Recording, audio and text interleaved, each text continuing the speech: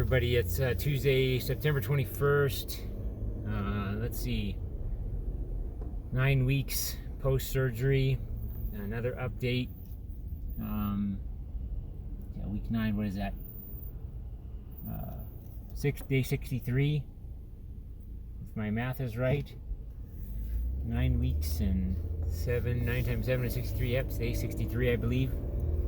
I just got back, or just leaving the gastro doctor's office. Not really a follow-up, but again, I've had some complications with stuff, of course. If you've watched even a few of my more recent videos, I still am having some water brash, the hypersalivation, excessive saliva, call it what you want. I've always referred to it as water brash. I think that's what the clinicians do as well, but extra saliva, excessive. And then sour water taste, that's still pretty bad. And nausea. Those are the primary symptoms that I've had even before surgery, and they still remain. I feel like they're getting a little bit better. I think I mentioned in my last video, kind of felt like I turned a corner and I hadn't had too many symptoms. And I don't, but they're still there, especially depending on what I eat, which was always the case. You know, if I'm on a strict diet or whatever, then the symptoms seem to be under control. But for the most part, when I'm not, and I have something that, you know, 80+% of the population probably has, then I have symptoms.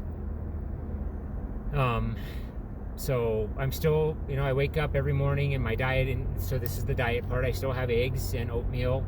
I'm able to eat more. I feel hungry a lot more. I'm putting on a little bit more weight. I think since the lowest I was after the surgery was about 140 pounds. I'm up to about 146 pounds, give or take. So I've been able to put on some weight, not fast, but, you know, again, over the last month or so, I put on maybe 5 pounds or so, give or take. So, but anyway, eggs and oatmeal, protein shakes, a lot of tuna fish, peaches, fruits like that, soft fruits still. I've had apples. I'm not on any restrictions in terms of diet. But I still like to eat that stuff. I have had chicken. At first, the chicken kind of felt like it took forever to eat it. But I think that it was also maybe mentally that it just took me a while to realize that, you know, I can swallow this without some dysphagia. I still get a little bit of dysphagia, trouble swallowing, but not horrible. And for me, it's more up in the throat. It's not down here where the surgery was. So those are the things I eat. What else? More protein shakes. But I have gotten away from some of the ground meats. I will eat just grilled chicken breast or had hamburger, but I don't eat a hamburger with a bun quite yet. I've just had a hamburger with cutting a hamburger patty with a fork, ketchup, barbecue sauce. I've been able to have fatty foods that normally would have set me off, like salad dressing. You know, it's got a lot of fat in it.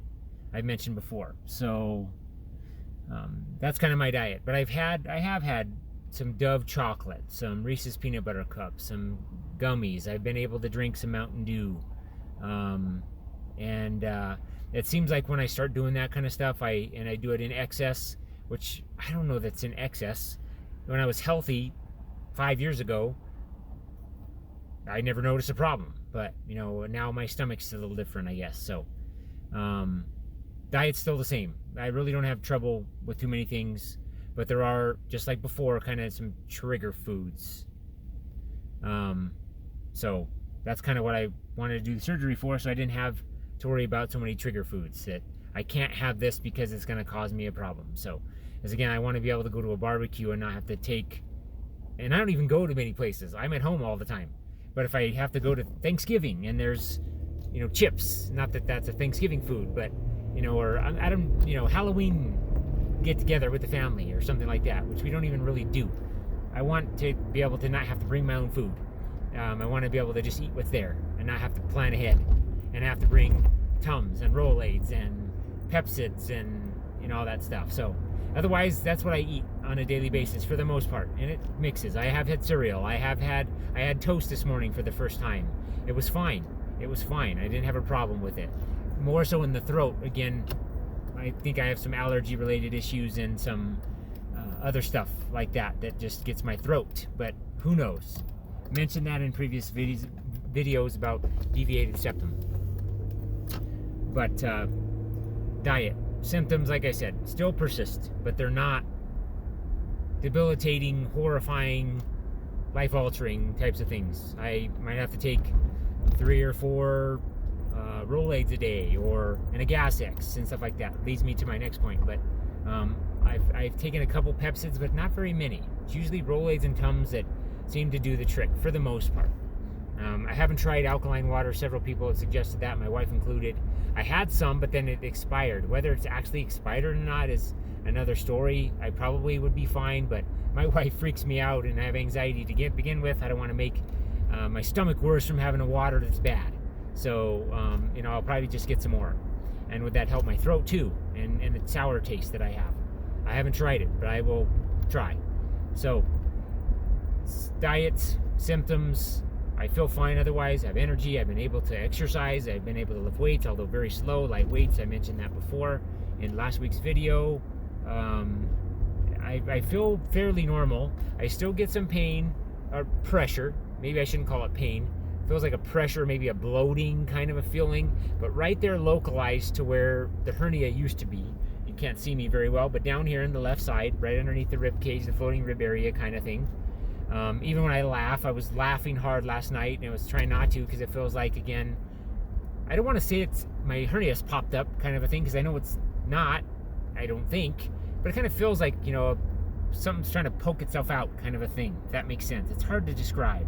So I'm just cautious with laughing too hard, too long, doing high intensity exercise. I wouldn't dare do like a core strengthening, intense core exercise or any core engagement that wouldn't be as part of normal daily activities, if that makes sense. I just wouldn't do that. It's not worth the risk. I don't want to cause any more damage. But otherwise I feel fairly normal and fine. I do get some discomfort and stretching. It feels more like stretching around the sites where they put the holes, the sutures areas. But again, that's so that's what's been going on.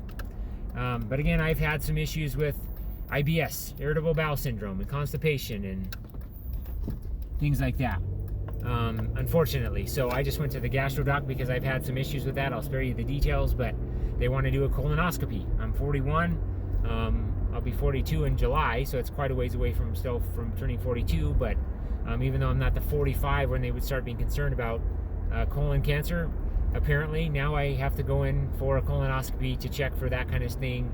They're gonna look for hemorrhoids and other things, of course, as well. And I guess because I've had some of these symptoms, I don't think they're overly concerned, but they're still gonna check. So be it.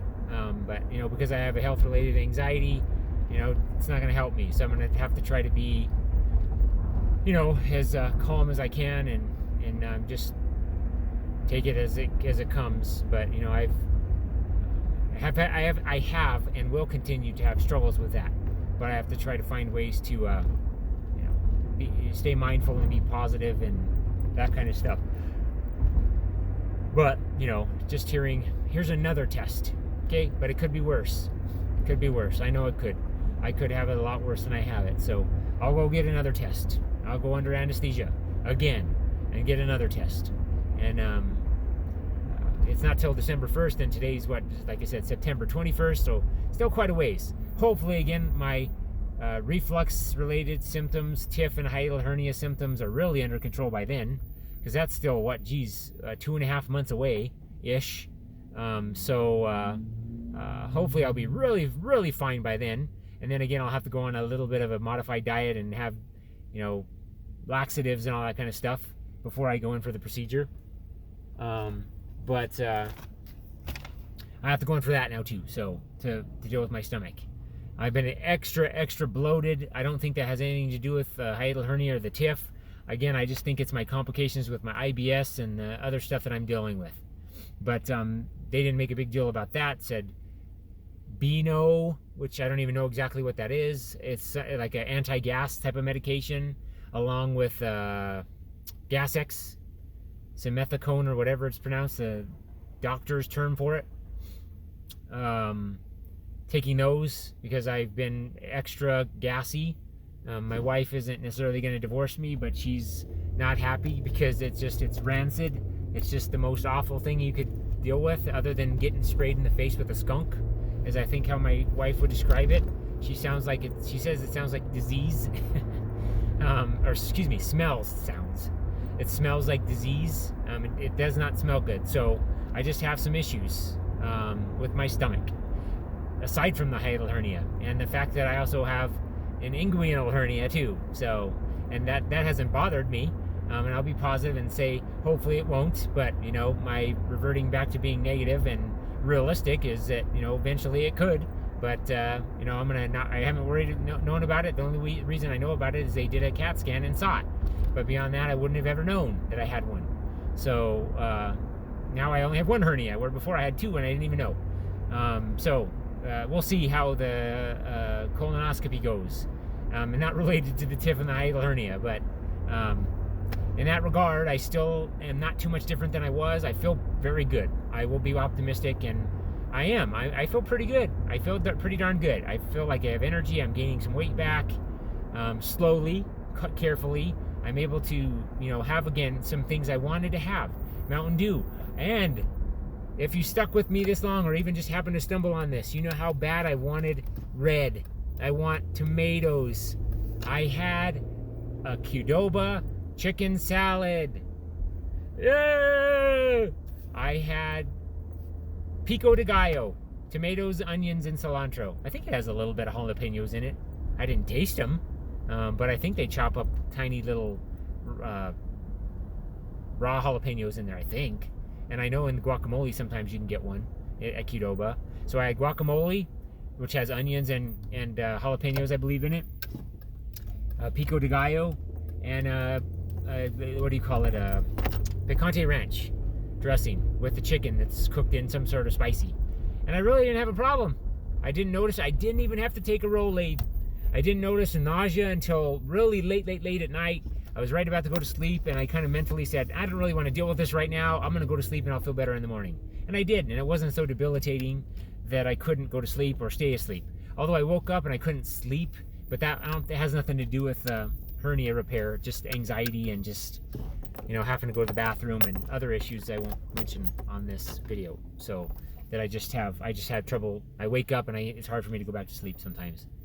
So there's an update on day 63 or whatever I said it was. So everything's pretty good in terms of the hiatal hernia and the TIF, and to the point where I could have qdoba, and I haven't had tomatoes in over 6 months.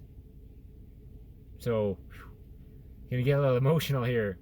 So stupid, but I had tomatoes. Like, who cares? Some people don't even care about tomatoes, and I didn't realize how much I just wanted tomatoes. And it's not just the taste, because it's not like I can eat a tomato by itself. It's the color. For me, looking at, you know, a green salad with tomatoes on it, the green and the red, or tacos, you see the lettuce and red salsa. It's just the most appetizing thing in the world to me. And to not have been able to not have that, not being able to have had that in for 6 months plus, it's just wow. So I'm happy that I've been able to have that and not have too much of a problem with it. And again, you know, maybe this is the reality for me, that I just can't have some of the things I used to, or when I do have them, it has to be once a month. Like I said in some of the first videos, I believe, that's fine. If I can have qdoba once a month, wonderful. If I can have a piece of pizza once a month, and I haven't tried that yet, I'd love it. I just, life-altering again. So, aside from some of the residual symptoms, the gastrodoc again said, I really think that's going to go away over time, Frank.